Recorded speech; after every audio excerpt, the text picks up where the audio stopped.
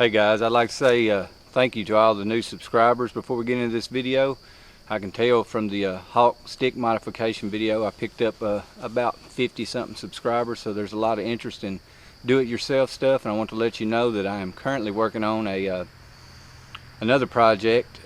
Like many of you, I kind of got an interest in saddle hunting. I heard about it about 10 years ago, and I thought, saddles? Why do I need a saddle? I ain't got a horse. But now that I know more about it and I'm out scouting, I see places that it could be useful. So my project I'm working on right now is getting into saddle hunting. The problem is I ain't got a few $100 to spend on it. I don't want to spend on it. So you know, you hear everybody, they say, well, just buy one. If you don't like it, you can sell it. The demand is so high that you can sell it immediately. The problem is that if I do like it, I still need to sell it. I don't want to spend a few $100 to get into it until I try it out. You know, other people say, well, just get on Saddle Hunter Forum and find somebody that's close to you and try theirs out. Well, to me, that's the equivalent of just starting a car and never driving it. I want to spend some time in the woods, sitting in a saddle, to see if it really will help me kill more deer, to be more mobile. Like I said, as I scout, I see spots, I think, you know what, that'd be tough to get a hang on standing in that tree, but if I had a saddle, it might do it. So I've challenged myself to get into saddle hunting for $100 or less. And yes, it will include a sit drag that I'm doing a modification on. I'm trying to tweak it out, but I'm also trying to come up with and I'm real close, a mini platform to attach to the top of my hawk stick. So if you want to see that video, if you would go on and subscribe, if you're not already a subscriber, and hit that bell icon. That way you'll know when that video comes out. It'll be in the next couple weeks. I hope to have it ready. And also for my subscribers, being I finally reached 100, I think I'm at 105 today, which is very tiny, but it's double what it was. So I have some t-shirts. I'm gonna give a couple away. If you'll go to the comments of this video and just leave, say t-shirt and whatever size you wear, I'm gonna give a couple of those away. I mean, who don't want a free t-shirt? You can wear it to your local bow shop. You can wear it around the house. Worst case scenario, you can throw it in your hunting backpack, and next time your stomach ain't feeling good, hey, emergency toilet paper. Whatever you do with it, it's yours. Won't cost you a dime. Just leave me a comment. In the meantime, I've been out, like I'm sure most of you, trying to find a shooter buck in daylight hours. Not been an easy task. I also been spending some time in the blind with my boy, trying to get him on his first deer, and with his buddy Peyton. And that's kind of tough to keep both of them quiet, but they do enjoy being on camera. Today's October the 4th. Day 2. I'm shrinking my full steel with the bow. And you are watching Jesse Wayne Bow Hunter.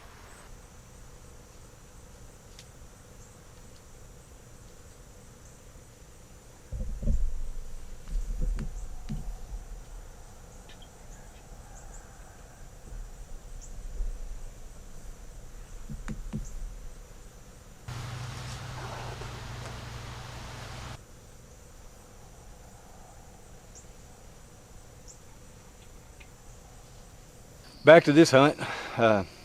We had a cold snap come through on Friday. I believe it's October the 11th, and it got deer up and moving, and I was able to get out on that Saturday morning and get in the tree, high pressure. So I hope you enjoy this video. Well, it's October the 12th. It's youth season today, so I'm going to be wearing orange. Hadn't done a whole lot of hunting the last couple of weeks. Just for whatever reason, been doing family things and didn't feel like hunting. So I'm going to try to get out there this morning. Traditionally, this weekend isn't a great weekend to hunt, but last night we had a cool down. It's about 30 degrees colder this morning than it has been. So I'm hoping it's got the deer up on their feet a little longer. I'm going to try to slip in back to that bedding area from our first video and see if I can catch them slipping through that little piece of woods. There's a little corner about 2 acres that they were bedding in, and it was surrounded by standing corn, and all that standing corn is gone now, but there is a road bed going down with some cover. I'm going to try to slip down through there and make my way into that. Hopefully get around those deer. I have the wind in my favor this morning, so stick with me. Let's see what happens.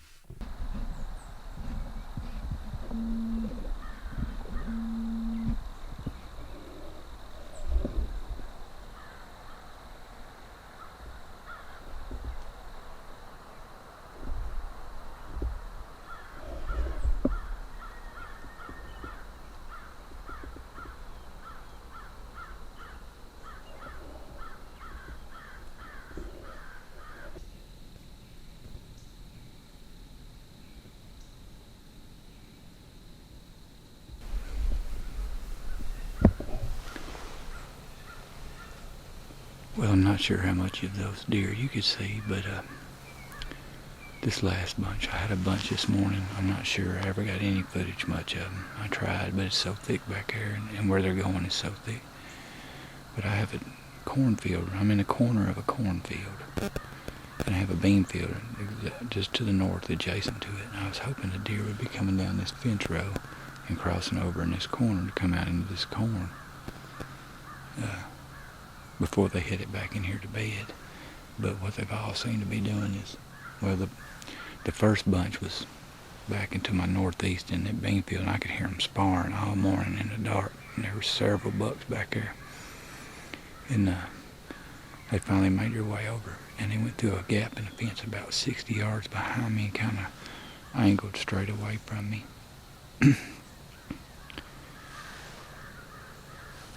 Seemed that they got in there to approximately about where my wind would be, and they kind of boogered, and they turned and walked back out into the field and went over to the neighbor's woods.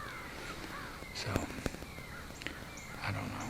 We just had 4 does come right down this edge, and I was thinking they was going to jump the fence, but they ended up doing the same thing. They worked their way back there just about to another stand I have back there that you see in episode 1 of this year's deer hunts. They was headed right back in there. Had I just stayed there this morning, but I wanted to get out here to this edge so I could see what was going on.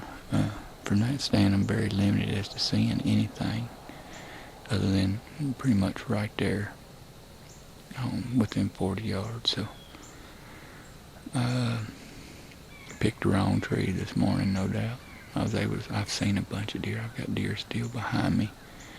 They're making their way back into the bedding, which is where that doe that my wife shot went, and I seen this last bunch didn't go back out in the field. They went straight on back in there, so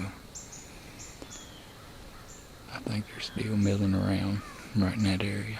But might have to do a stand move, get into that back corner of this lot of woods where they like to head off in there, get a little closer to bedding maybe. But anyway, I'm gonna sit here a little bit longer and probably go check out a new spot this afternoon.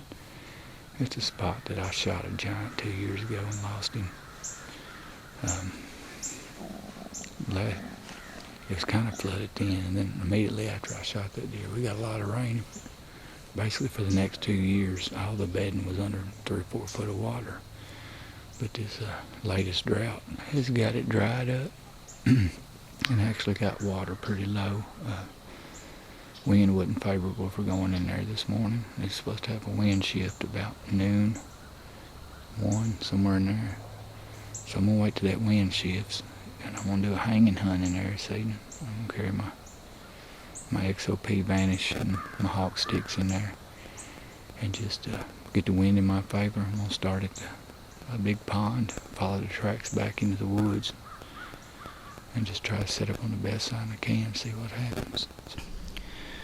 Had a pretty exciting hunt this morning. I was on some bucks and some does. They just come in behind me and got my wind. So I wanted to get into a spot that I hadn't been in a couple of years. According to wind predictions last night, it was supposed to be perfect, ideal for it. But things have changed, so I'm in the spot from my video, giant Kentucky buck at 5 yards. The only thing different is last time I didn't have a buck tag, and today I do, so this is more or less a rutting funnel. It's not far from some doe bedding. And that's why that morning was so hot. I really don't know what to expect this evening. Those bucks this morning was pushing and bumping does. as we dropped about probably 25 to 30 degrees from where it's at yesterday. So we had a big cold front, and as I'm on my way in, I made about a mile circle to get the wind in my favor to come in from a different way, so I didn't bump anything. I got in here good and quiet. I took extra caution. This stand's very hard to get into in the afternoons without bumping deer. Does usually bedded right here behind me, but I figure I'm close to something right now. We'll just have to see what happens, I reckon. Hopefully tonight's the night, because I'm itching to shoot something, so hang in there. We'll try to get one down here in a little bit.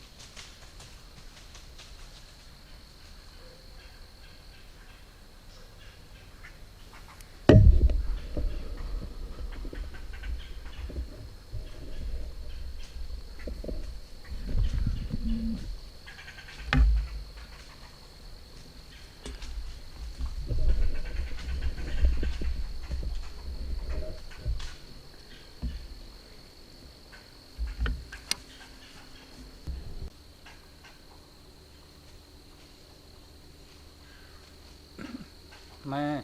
Meh.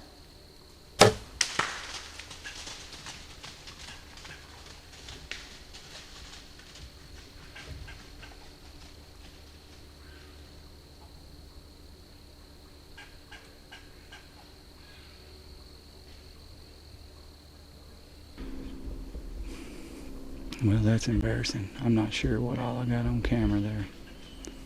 First shot. Just shot low. Just hit brisket maybe. Maybe nothing. Just very low. And she got around to where I couldn't turn the camera to her because my backpack's hanging in the way. And I had one little hole and I shot. And I hit limbs. And it ended up hitting her in the front leg. And it severed it pretty good. It was bleeding pretty good, but she was just standing there licking it. And it appeared to be bleeding pretty heavy, but thankfully she turned and started walking away from me and hit another hole about 45 yards. And I feel pretty good about that shot. On the way there it looked high, but I guess it dropped right in there. I don't know. I don't know if I got it on camera or not. I just tried. I aimed the camera in that general direction and shot. But she ran about 50 yards and laid down. She hobbled, I say.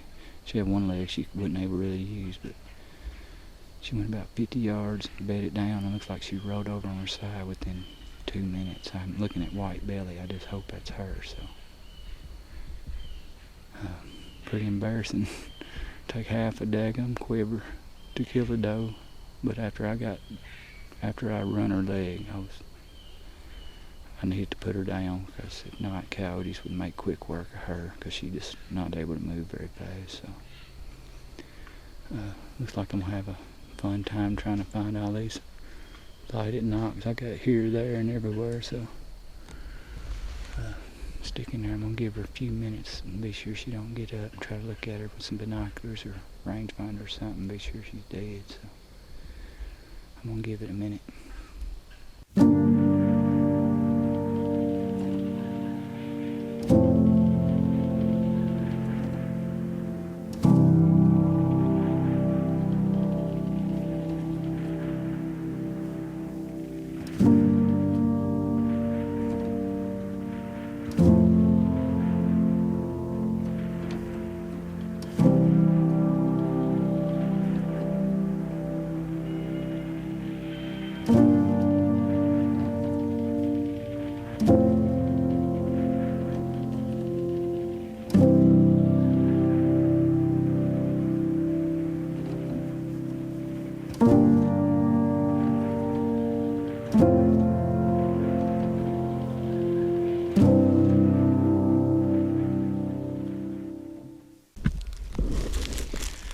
Well, you seen me pick up the arrows. First shot was low brisket. Second shot was front leg and maybe some brisket with it. The third shot put her down. So let's go up here and take a look at her. Let's see. I'm sorry I didn't have no audio in that last clip. I forgot to turn the mic on, so that kind of helps. But right here she is. The first shot went in right there in front of her front leg, and it come out behind this second one, and that may have done her in, I don't know. The second shot was that right there. It went in there, hit her in the brisket again, and the third shot was just absolutely dead on, which is good because I didn't want to track her all night. And that's where the third shot come out. You can see the bubbles rolling out of it. So that's pretty expensive. That's 4 G5s, strikers, but they did their job. I was the one that wasn't doing her job, so I'll try to do a little better on the next one. There wasn't no excuse for the first shot. She should have been dead there, and she may have been hit well enough right there to die. She was bleeding pretty good. The second shot, I knew I'd probably hit her, and I just took a shot through a hole about the size of a cell phone, and it hit something and deflected forward, caught her leg and went into her brisket again. But the third shot was spot on at 40, and she didn't go 50 yards and laid down and died. So I'm gonna get my stuff gathered up and get her drug out, and next time maybe I can do it in one shot where it's a whole lot less expensive. But I do appreciate you watching, and I hope you hit the subscribe button, and we will see you on the next video. Thanks for watching. This is so fun. Got over. We're gonna make jerky out of her. Bubba. We're gonna eat her. All right, Mom, it's recording.